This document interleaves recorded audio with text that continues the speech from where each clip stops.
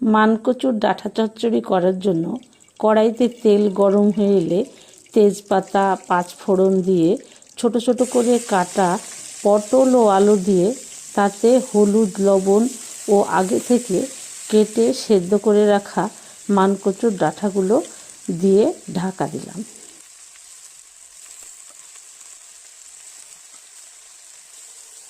কিছুক্ষণ পর ঢাকা সরিয়ে তাতে কয়েকটা কাঁচা লঙ্কা চিরা, থেতো করা রসুন, আদা, কাঁচা লঙ্কা বাটা, জিরা গুঁড়ো দিয়ে আবারও ঢাকা দিলাম। এই মানকচুকে অনেকেই আপনারা খারকোল পাতা বলে জানেন। এবারে ঢাকা সরিয়ে একটু চিনি ও গরম মশলা গুঁড়া ছড়িয়ে একটু মিক্সড করে নিলেই রেডি মানকচুর ডাঁটা চচ্চড়ি।